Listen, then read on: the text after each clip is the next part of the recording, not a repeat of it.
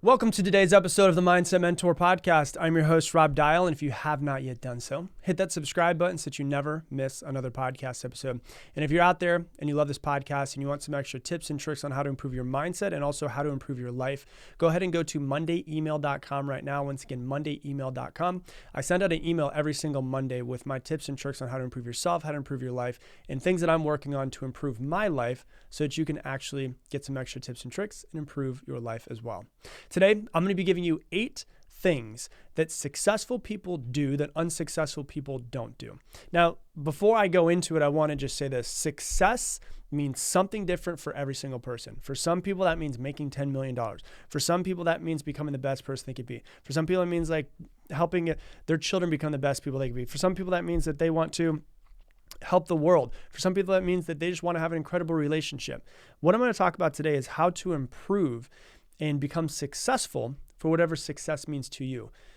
Before I dive into those tips, what I want to say is you have to define success for yourself. Whatever that means, define it. Cool? Let's dive in. The first thing that I find, and this is not across the board, I'm speaking in generalizations, but I'm saying like 95% of successful people will do these things. Are there people that are outliers? Of course, not every single person is going to be exactly the same. But the one thing that I know among very, very successful people is they wake up early. Now, I'm not saying, I think it's actually kind of crazy to wake up at like 4 o'clock in the morning, unless that's your thing. You know, I know like Mark Wahlberg goes to bed at 8 a.m. or 8 p.m. when his kids go to bed and then wakes up at 4 a.m. or 3 a.m. or something like that. That makes sense because he's getting 7-8 hours of sleep. But they wake up earlier than most people do. They don't wake up at 8, right when their alarm's going off, rush in the shower, take something, a snack, a bar on the way to work, eat it, and just be rushing all over the place. They wake up earlier. 85 to 90% of successful people that I know, and when I was researching this, wake up early. Like Richard Branson, multi-billionaire, wakes up at 5:30 in the morning. That's not too early. Tim Cook wakes up at 4:30 in the morning. That's a little bit early, but some people like waking up. I don't wake up at 4:30 in the morning. Let me say that. 6 o'clock is the time that I like waking up. Because that gives me a couple hours before I actually start having to dive into my business. But Tim Cook, who is the CEO of Apple, wakes up at 4:30. Howard Schultz, the guy who started Starbucks, wakes up at 4:30. The key to it is not the time they wake up. The key to it is waking up before they need to so that they can work on themselves and have time to themselves, maybe even some just silence to themselves, enjoy a cup of coffee while sitting in their living room and thinking about life and thinking about how they want to improve, maybe journaling, maybe reading. But the key is being proactive in their day versus being reactive in their day. You know, if you watch TV for an hour before you go to bed, just stop watching TV and wake up an hour earlier and see what happens. Because one of the things I see with people is a lot of people like to blame time as the reason why they're not successful. They like to blame externally versus blame on themselves. When you blame external, you just take all control of your life away and you say, there's nothing that I can do about it. Time, I don't have enough time, right? Every single person gets 24 hours. And the thing that you have to realize is that you have to be the person that's in control of your schedule. Ask yourself, do you wake up early enough to have you time? You time to be able to do whatever it is you want to do. It's different for everybody. Maybe you just want to sit in silence and have coffee, like I said. Maybe you want to read. Maybe you want to journal. Maybe you want to go for a walk. Maybe you want to do some yoga. Maybe you want to get a full, intense workout. Whatever it is that you want to do. Maybe you want to meditate for a while and start getting better at that. Whatever it is that you want to do you give yourself enough time in the morning to have time to fill your cup before you go outside and take on the day? That's the thing that I think is important about waking up early. It's not just about like waking up early for the sake of waking up early. It's about waking up earlier so that you have time to improve yourself before you go out and face the world. So that's the first thing that I notice. The second thing is that they read a lot, like a lot. I was at an event this 2 weeks ago, and Patrick Bet-David was there, and Patrick Bet-David just sold his business for a few $100 million. And he said one of the best pieces of advice that he ever got was from one of his first mentors. And he said, what is the biggest key that you can give me for being massively successful and being ahead of everybody else? And he said, most people will never read. If you could just get the habit of reading down, in 4, 5, 6, 10 years, you'll be light years ahead of everybody else. No one will be able to compete with you in whatever it is that you're doing because you have such a base of knowledge that you're light years ahead of everybody else. The average CEO, and every time I say this on my Instagram, people think it's bullshit, but you can Google it. The average CEO reads about 60 books per year. That's crazy. The average CEO reads 60 books per year. That's more than one per week.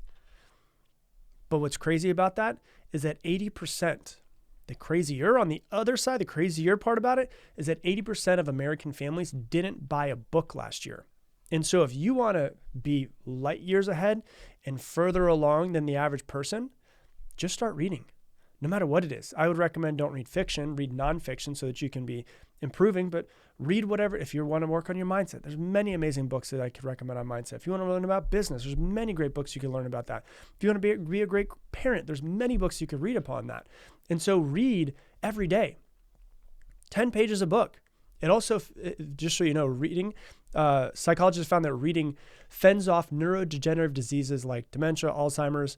And so reading and growing and learning actually helps your brain stay healthy for a long time. And so ask yourself, how often do you read? Should you read more?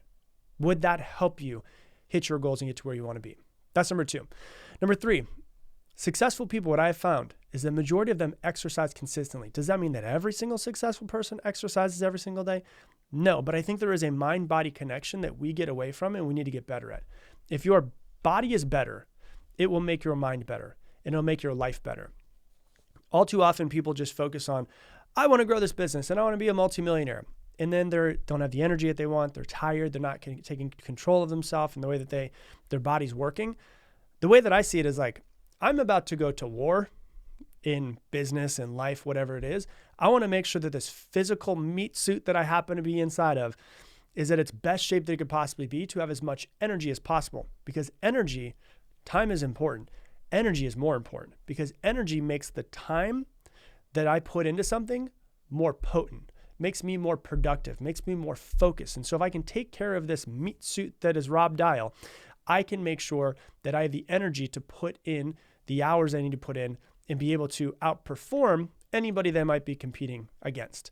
So the third thing is exercise consistently. Ask yourself, how often are you working out? How often are you taking care of your body? How often are you doing yoga, stretching? Giving yourself time to just literally be in this physical body of yours. So that's number 3. Number 4, it is proven over and over and over and over and over again. Successful people write down their goals. There's a study that was done, Harvard in the 1970s, that found out that 3% of their students that were graduating with their MBA, 3% of them wrote down their goals. 10 years later, they followed up with all of the people that were graduating that year. Again, 10 years later, and they found out that that 3% was 10 times more successful than the other 97% combined. Why is that? Think about that for a second. Why is just the physical act of writing your goals on a piece of paper beneficial? Well, number 1, it makes it real. It makes it physical. It makes it exist in this universe. It is now real. And when it is, I always say this over and over again. I say this all the time on my Instagram and reels and all the stuff that I put out there. When it's on paper, it can be planned. Very rarely do we successfully plan something in our heads. And so if we can take the things from our heads, put them down and say, this is my goal for next year. This is my goal for this month. This is my goal for this week. We can go, okay, this, even if it's just my goal for today, this is my goal for today. And I can see that goal for today. I can say, okay, what do I need to do to make this happen? What do I need to move in my schedule to make sure I put the amount of time that I need to make this important? And I can get really clear, number 1, on my goals, number 2, on what I need to do, and number 3, the date that I want to have it hit by. I can write down and say, I want to do this by the end of this year. I want to lose 17 pounds by the end of this year. I want to end up saving $10,000 by the end of this year. Whatever it is, take your goals out of your head, put them on paper so they're real, they're physical, they exist in this universe. They're right there in front of you. And then you can start to plan out how to actually execute on those. So number 4 is they always write down their goals. Number 5 is that they have mentors. This one is ridiculously important. I can think of so many people that have been mentors in my life that have helped me get to where I am. Like, no man is an island. Nobody just becomes successful by themselves. There's statistics that have been found that the average millionaire has 7 mentors before they actually make that $1 million. Why? Because what you do is you can shorten your learning curve. If you can find a mentor that's 20 years ahead of you, like even this way, if we just say, let's take money out of it, and let's say success to you is having an incredible relationship with your spouse. Can you find somebody who could be a mentor in your relationship, somebody who has a marriage that you want. You look up to them. The husband and wife have this incredible relationship. They have an incredible family that they've built. You can take 20 years of their knowledge, 30 years of their knowledge, and shorten it and learn from them. Learn from their successes, learn from their failures. If you want to grow a business, there's somebody who has grown a business similar to yours. It can even be different than yours, but they know what potential, between $0 to $1 million, there's a lot different challenges than there is from 1 million to 10 million. Than there is from 10 million to 20 million, from 20 to 100 million. And they can take their 20 years of knowledge and shorten it into 2 years for you. And you could have a paid mentor. You could have a free mentor. I always get asked this, like, what's the benefit of paid? What's the benefit of free? I think paid mentors are great. I think free mentors are great. I've had free mentors, but I've always gotten more results from someone that I've paid to be my mentor. Why? Because when you pay someone to be your mentor, they feel responsible for if they're a good person, they feel responsible for your success and your failure. They have skin in the game. They take it more serious. They want to actually make sure they help you succeed by getting there. Free mentors, they care, but they just don't care as much. But I've had many free mentors that have just been friends of mine that have taught me things, and conversations that I've heard from them of just like, oh, I really appreciate that thing that they said. But I think that both of them are great, but I think that paid mentors usually end up being better. So number 5 is they always have mentors. Number 6, some of the most successful people that I know are people that really believe in themselves a lot. And one of the reasons why, and this is the actual tip, that they believe in themselves a lot is because they actually have very positive self-talk. They weren't born with positive self-talk, but they became intentional about the way that they talk to themselves. And, if you think of it like, the way I like to think of it is think of a garden, for instance, right? Like over to my right, I have one tiny garden. Over to my left, I have one tiny garden. It's not even a garden. It's a plant. To my right, I have a plant. To my left, I have a plant. And I can take the water. If I have a bucket of water, I can take that bucket of water and I can pour it into a plant, right? On the bucket on my right, I'm going to pour in water. And I'm going to pour in, I'm going to take care of it. I'm going to nurture it. And I'm going to make sure it gets the water that it needs. I'm going to make sure that it gets the sun that it needs. I'm going to make sure it's in the right environment. If it gets too cold outside, I'm going to make sure that I bring it inside. And I'm going to be intentional about the one on the right. The one on the left, just let it do what it's going to do. Which one do you think is more likely to grow to its full capacity? The one on the right. The one that I take the time, the intention, the one where I try to make sure that it has the right environment, has the right water, has the right sun. When it's too cold, I bring it inside. The one on the right has a better chance of succeeding. The way I like to think of your mind is like those plants. I'm going to put positive energy and the quote unquote, the water, in the analogy I'm giving you, the water into this plant. My mind is like a garden. I want to make sure I'm putting in as much positive stuff as I possibly can. Will negativity pop up? Absolutely, 100%. Negativity will pop up in your mind. But when it gets there, it's like a weed. You have to pull it out and you have to remind yourself of what you're working towards and replace that negativity with positivity. So some of the most successful people I know are positive people and they're intentional about it. They weren't born that way. So ask yourself, what part of your self-talk needs improving? Okay. Number 7, they don't worry about failure. I was on a call about a week ago and somebody spoke up on the Zoom call and said, hey, how can we avoid failure? And I was like, why do you want to avoid failure? Because failure is actually your greatest learning lesson. They don't see failure as failure. They see it as falling. Failure, in my opinion, is only when you give up on something. You can't fail at something until you're done. You give up. At that point in time, you have failed. But if you screw up and you screw up and you screw up, you screwed up. You didn't fail.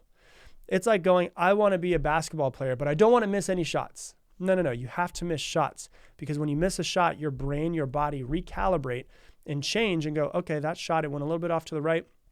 That means in this next time, I need to push a little bit to the left. If you look at people like Michael Jordan, missed half of the shots he took his entire career.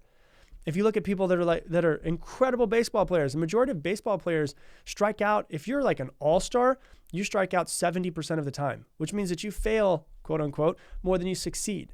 You can't worry about failure. You have to see them. You have to learn from them. You have to grow from them.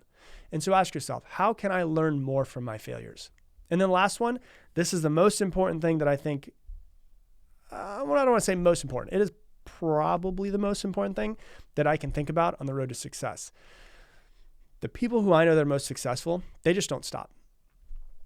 You could put a truck in their way. They're just going to keep going. They're going to figure out a way. They're going to go under it. They're going to go around it. They're going to go like on top of it. They're going to dig a hole and go and create a actual tunnel like Elon Musk under that thing. They're going to figure out a way to go around it.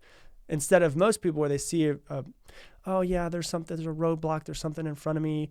I don't know if I can do this. And then they just turn around and give up. They just don't stop. Successful people don't stop. You want to know the secret to success? Outlast everybody. Like I had somebody, the same event that I was talking about where Patrick Bet-David was there.